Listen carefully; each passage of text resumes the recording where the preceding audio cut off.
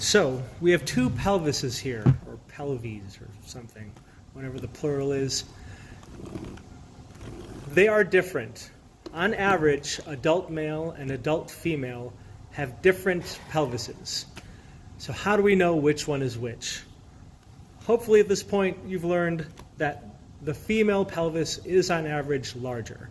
You need a wider, larger pelvis to help support a potential child carrying offspring in the uterus. But even if you're just looking at one on its own, in direct comparison you can clearly see that this one here is wider. If you're just looking at one, how can you tell that, yeah, this is definitely wider than average? How can we confidently say that this is likely from an adult female and that this one is from an adult male? Let's first go over some features of the pelvis, and then we can identify more clearly what is likely adult male, what is likely adult female. When we look at the pelvis, when I say pelvis, I mean coxal bone, sacrum, and coccyx, and other coxal bone. 4 bones make up the pelvis. When we look at the pelvis, here are the iliac crests. This border formed by the iliac crests, and this border formed by what this is called the pelvic brim.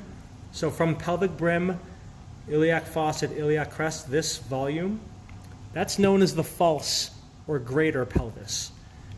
We say false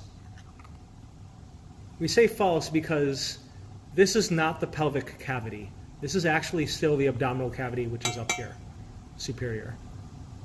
False pelvis or greater because it's higher up and bigger. Greater pelvis, false pelvis, it's not actually the pelvic cavity. The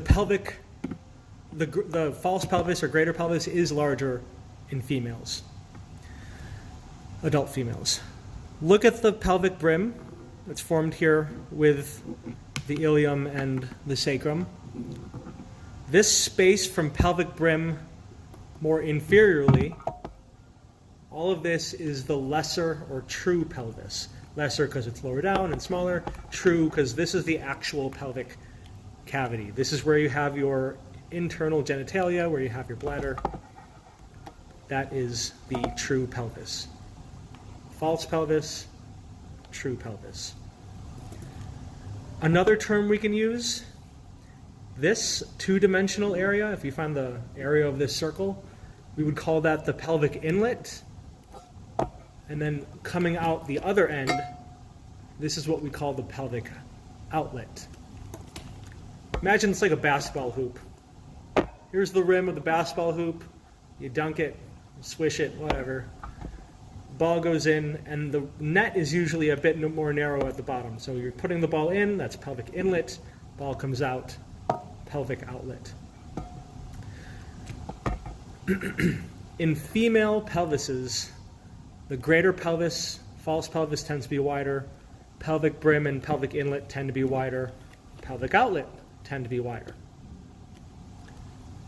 Another important thing that you can see, important distinction, is look at the curve of the sacrum and coccyx. You can see, well, I'll show you with the male one first.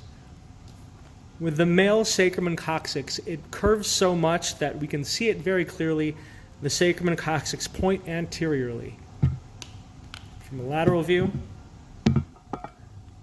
sacrum and coccyx point very anteriorly. It can be very hard to pass a child through here, not giving yourself a whole lot of room. Here's a superior view of a female pelvis. You can barely see the coccyx because there's not as much bend here. There is still curvature. You need curvature in the sacrum. There's just not as much. Look in a lateral view. Again, there is curvature anteriorly, but just not as much. Even, one more thing that you can tell with a full pelvis, the angle that the pubic bones make. This is called the pubic angle. If it's an obtuse angle, greater than 90 degrees, it's likely female. If it's less than 90 degrees, if it's acute, it's likely male. The two side by side. Male on the right, female on the left. Smaller pelvic angle, acute.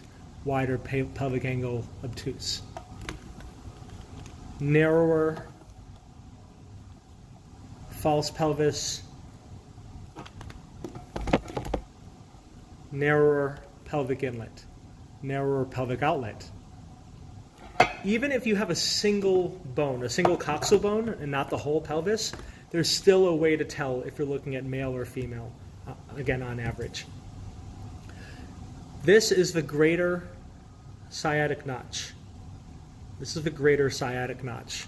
Look at this curvature. It's a decent curve. Now let's compare it to the male.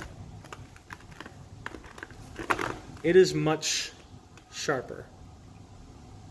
The curvature for the sciatic notch is a lot sharper.